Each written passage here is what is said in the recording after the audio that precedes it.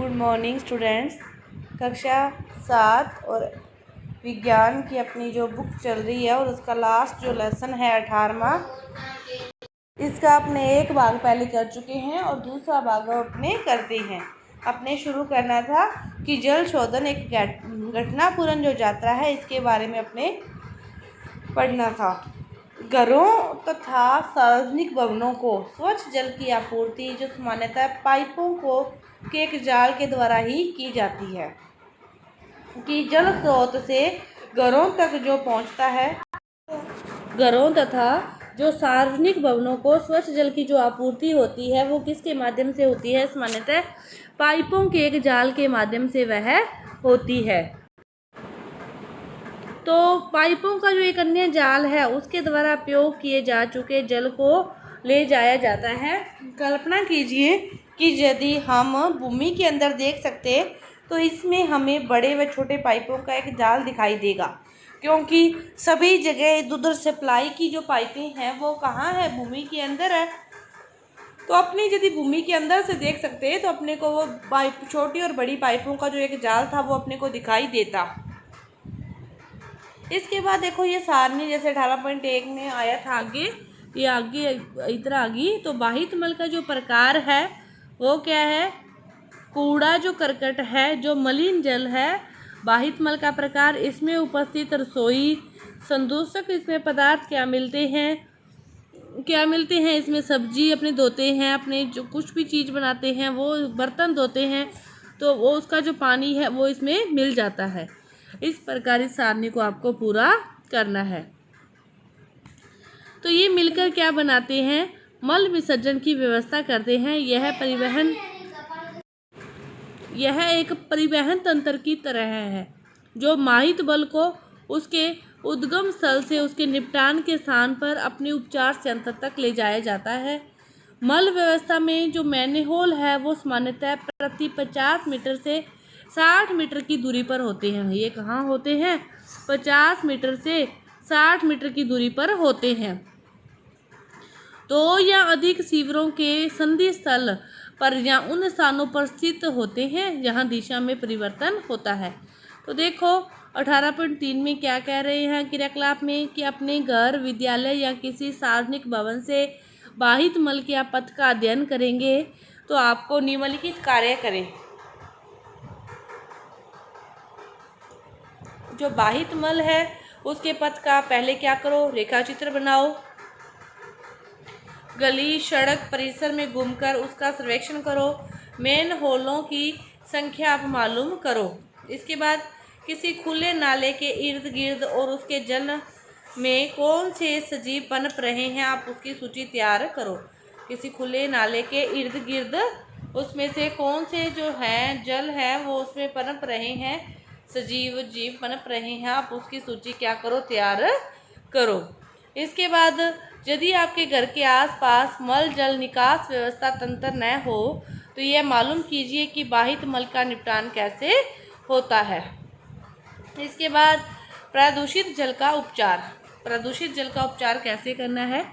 क्रियाकलाप 18.4 से आपको उन प्रक्रमों को समझने में आसानी होगी जो माहित जल उपचार संयंत्र से संपादित करते हैं। इसके लिए क्रियाकलाप क्या दे रखा है कि कांच के आप किसी भी बड़े जार के 3/4 भाग तक क्या करो? पानी से भर लो हो। 3/4 का अर्थ क्या होता है कि पूरा गिलास को 4 भागों को मानकर उसके 3 भागों को भर लो, मतलब थोड़ा सा जो गिलास है वो खाली रहे। आधे से ज़्यादा भरना होता है 3/4। तो इसमें कुछ घास के तिनके या संतरे के छिलके जैसे जो कार्बनिक अपशिष्ट हुए और थोड़ी मात्रा में आप अपमार्जक और स्याही या किसी रंग की आप कुछ बूंदे उसमें मिला दो। फिर क्या करो? जार में ढक्कन लगाकर उसे अच्छी तरह हिलाकर मिश्रण को क्या करो? 2 दिन के लिए धूप में रख दो। गिलास को पानी से भरकर उसमें जो भी चीज़ें डालने के लिए कहा उसको डालकर उसको हिलाकर और उसको 2 या 3 दिन के लिए क्या करो? धूप में रख दो। फिर आप उस 2-3 दिन के बाद क्या देखती हो? मिश्रण को फिर से हिला दो और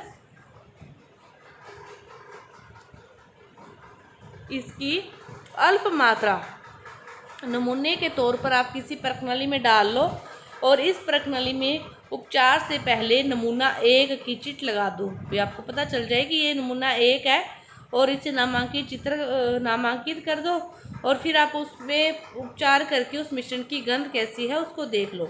उसके बाद क्या करो, कांच के जार में जो शेष बचा मिश्रण है उसमें जल जीवशाला की वादितर में कई घंटों तक वायु में रहने से जो बुलबुले हैं उसको गुजारो।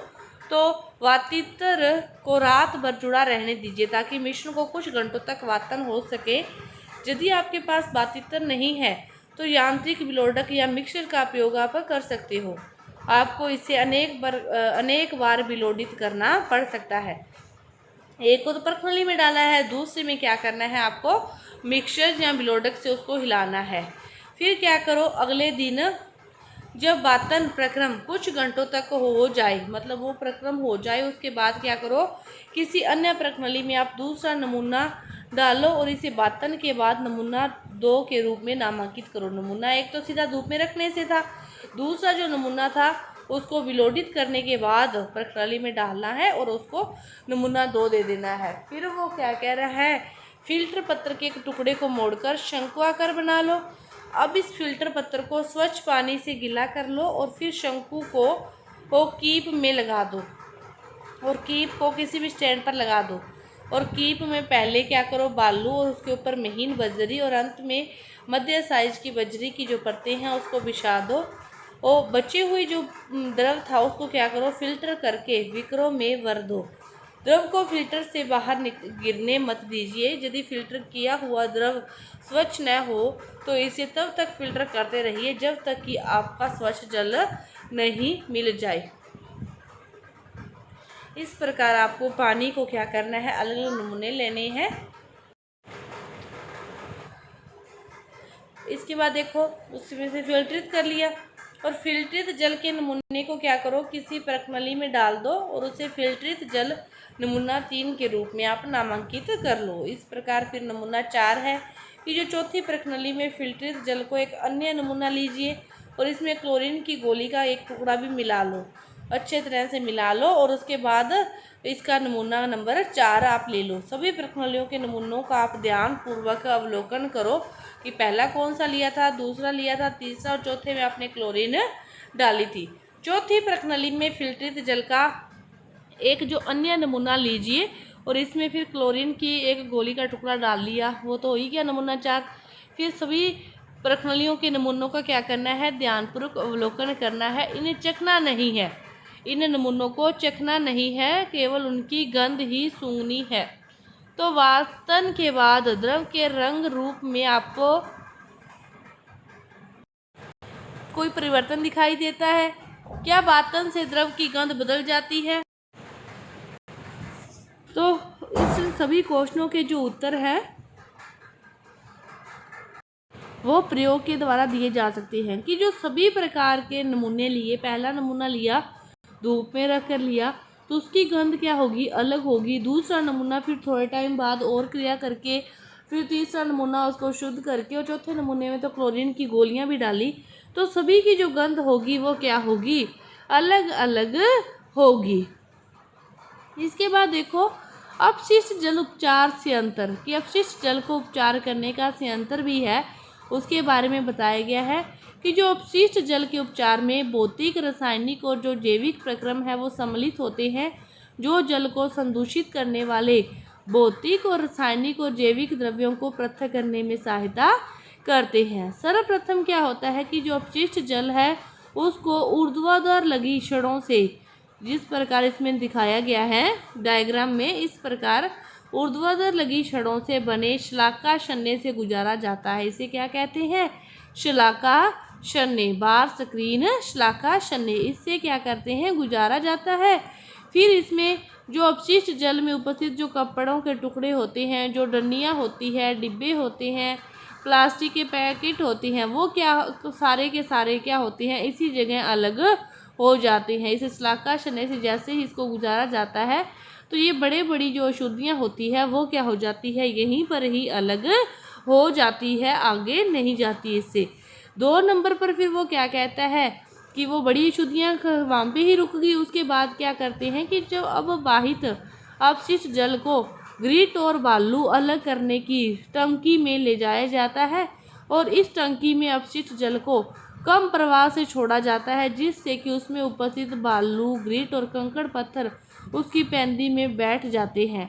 आपने देखा होगा घर में भी कई बार कोई भी चीज़ को शुद्ध करना है, उसमें कोई बड़ी मात्रा में जो कंकड़ पत्थर गिर जाते हैं, तो अपने क्या कहते हैं कि उस पानी को या उसे किसी भी चीज़ को कुछ टाइम के लिए रख दो, फिर ऊपर से धीरे धीरे उसको नितार लो। वो जो बड़ी अशुद्धियाँ, छोटी अशुद्धियाँ, रेत वगैरह सब कुछ कहाँ बैठ जाते हैं, उसके पैंदे में बैठ जाते हैं।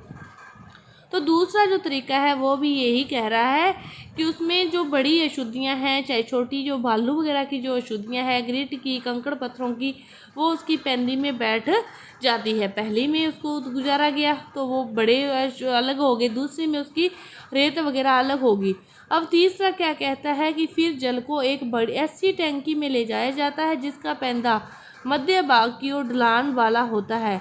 जल को इस टंकी में कई घंटों तक रखा जाता है, जिससे मल और ठोस उस की तली के मध्य भाग में बैठ जाते हैं और इन अशुद्धियों को खुर्च कर बाहर निकाल दिया जाता है और यह आपंक होता है। यह क्या होता है?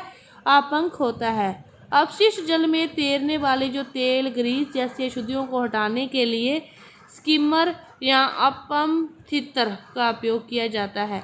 इस प्रकार इसको साफ किया गया है और जल निर्मलीकृत जल कहलाता है। जो इस प्रकार जल को साफ किया जाता है, यह जल क्या कहलाता है?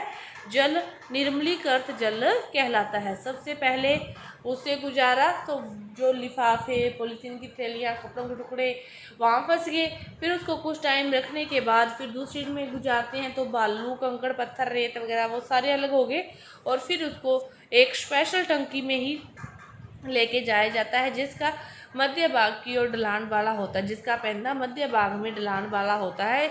इसमें कुछ टाइम के लिए रखते हैं तो जो ज़्यादा अशुद्धियाँ हैं, ठोस जो अशुद्धियाँ हैं वो क्या हो जाती है, इसमें अलग हो जाती है।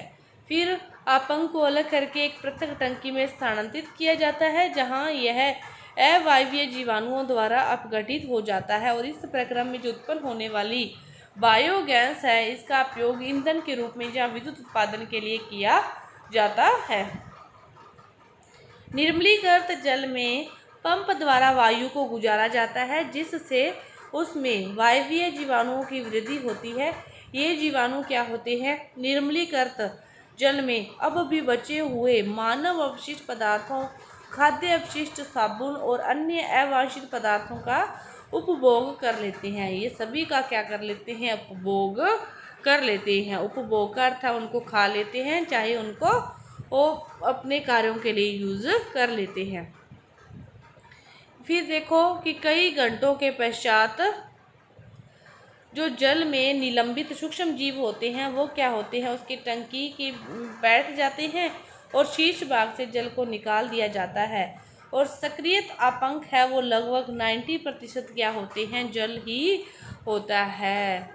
और जल को बालू बिछाकर बनाए शुष्क तलों मशीनों द्वारा हटा दिया जाता है और जो शुष्क अपंक है उसका उपयोग किसके रूप में करते हैं? खाद के रूप में कर लिया जाता है, जिससे कार्बनिक पदार्थ और पोषक जो तत्व हैं वो पुनः फिर मृदा में वापस चले जाते हैं। तो इस प्रकार ये जो बातितर, शलाकाशन है, इन सभी क्रियाओं के द्वारा जल को शुद्ध करने के कुछ चरणों का अपने इसके बारे में पढ़ा और इसके जो आगे का जो पार्ट है वो अपने अगली वीडियो में करेंगे। धन्यवाद।